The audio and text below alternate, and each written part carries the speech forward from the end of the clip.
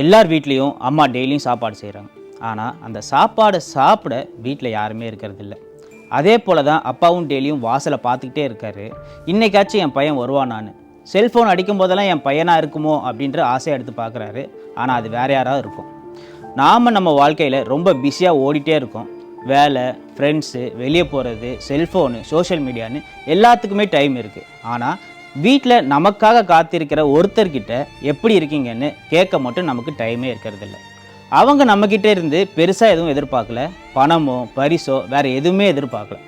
பக்கத்தில் கொஞ்ச நேரம் உட்காந்தா போதும்னு தான் நினைப்பாங்க. சாப்பிட்டீங்களா, எப்படி இருக்கீங்க, என்ன ஆச்சு, இந்த மாதிரி சின்ன சின்ன வார்த்தைகள் தான் சில பேருக்கு ரொம்ப பெரிய விஷயமா இருக்கும். ஆனால் நாம் என்ன சொல்கிறோம், இப்போ கொஞ்சம் வேலை இருக்குது, அப்புறமா பேசுகிறேன்.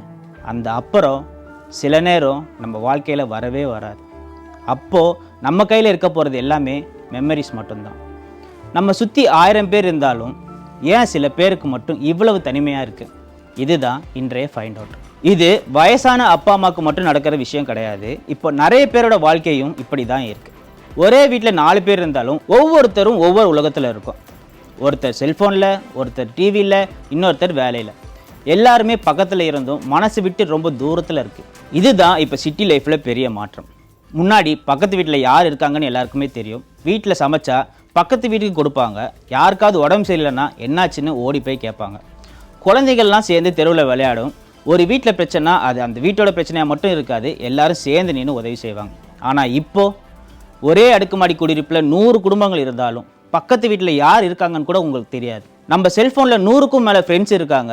தினமும் நிறைய பேர்கிட்ட பேசுகிறோம். ஆனால் நைட்டு தூங்குறதுக்கு முன்னாடி நம்ம மனசை விட்டு பேசணும்னு நினைக்கும் போது நம்ம பக்கத்தில் யாருமே இல்லாமல் இருக்கலாம். அதுதான் இன்றைய தனிமை. வீட்டில் யாருமே இல்லாதது தனிமை கிடையாது. நம்ம மனசில் இருக்கிறத கேட்க யாருமே இல்லாதது தான் உண்மையான தனிமை. அதனால் இன்னைக்கு வீட்டுக்கு போனதும் அம்மா தனியாக இருந்தால் அவங்க பக்கத்தில் கொஞ்ச நேரம் உட்காருங்க.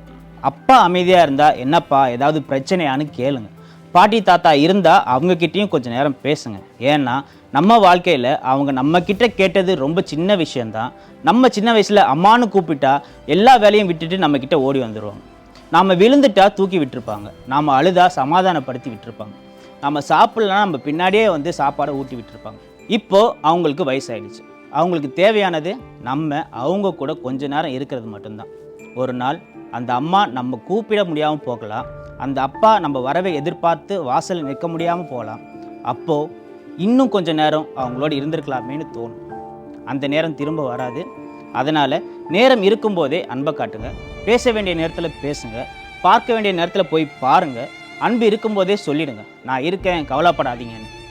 நம்ம வாழ்க்கையில் சில பேரை இழந்த பிறகு அவங்களோட ஃபோட்டோவை பார்த்து அழுகுறதை விட அவங்க இருக்கும்போதே அவங்களோட சேர்ந்து சிரிச்சிடலாம். இது ஃபைண்ட் அவுட். அடுத்தது என்னென்னு தெரிஞ்சுக்க ஸ்டே கியூரியஸ்.